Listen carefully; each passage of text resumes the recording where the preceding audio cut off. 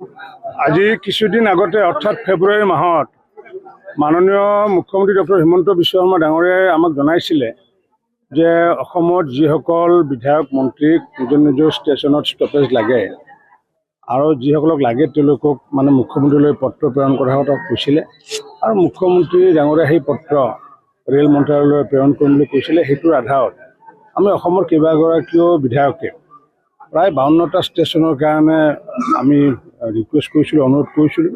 তাৰ ভিতৰত বৰপেটা ৰোডত বন্দে ভাৰত ষ্টপেজৰ কাৰণে আমি কৈছিলোঁ। যিহেতু আমাৰ শ্লিপাৰ এখন আছে আৰু এখন আছে NGPৰ পৰা, এখন হাওৰা, গতিকে দুয়োখনে একেলগে সম্ভৱ নহয় বাবে এখনে মই অপশ্যন দিছিলোঁ যাতে ৰেল মন্ত্ৰালয়ে যাতে সেইখন যাতে কেঞ্চেল নকৰে, যাৰ ফলস্বৰূপে ৰেল মন্ত্ৰালয়ে আমাক ষ্টপেজ দিলে, বন্দে ভাৰত ষ্টপেজ দিলে আৰু বৰপেটা ৰোডৰ পৰা গুৱাহাটীলৈ 1 ঘণ্টা 15 মিনিটত আমি যাত্ৰা কৰিব পাৰিম। যিহেতু বৰপেটা ৰোড এখন ব্যৱসায় অঞ্চল আৰু গুৱাহাটীৰ লগত সঘনে বিভিন্ন মানুহৰ এটা সম্পৰ্ক থাকে।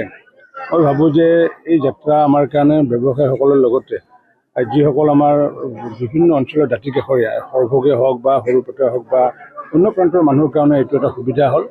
গতিকে মই মাননীয় প্ৰধানমন্ত্ৰী নৰেন্দ্ৰ মোদী ডাঙৰীয়াক আমি আন্তৰিক ধন্যবাদ জনাইছোঁ। মুখ্যমন্ত্ৰী ডক্টৰ হিমন্ত বিশ্ব শৰ্মা ডাঙৰীয়াক ধন্যবাদ জনাইছোঁ। ৰেল বিভাগৰ মন্ত্ৰী বিষ্ণুপ ডাঙৰীয়াক ধন্যবাদ জনাইছোঁ।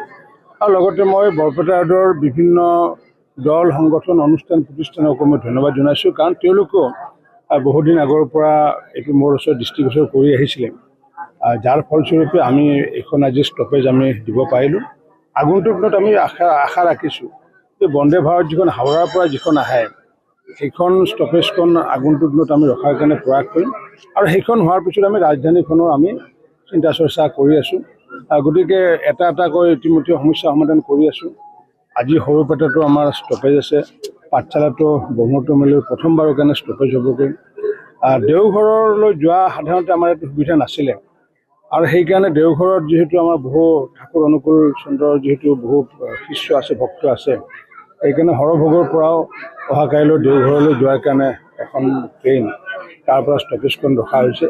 এনেকুৱাকৈ ৰেল বিভাগে বৰপেটা ৰোডে হওক বা সৰুপেটা হওক বা সৰভোগৰ যাতায়াত ব্যৱস্থা সুচল কৰিছে, আগন্তুক দিনত অধিক সুচল কৰিব বুলি আমি আশা ৰাখিছোঁ। আপোনাৰ শৰীৰটো সুস্থ ৰাখিবলৈ লিভাৰ সুস্থ হ'ব লাগিব। আপোনাৰ লিভাৰ সুস্থ ৰাখিবলৈ প্ৰতিদিনে খাওক লিফট্ৰিল কেপচুল অথবা লিফট্ৰিল DS চিৰাপ, কাৰণ লিভাৰ সুস্থ মানে শৰীৰ সুস্থ।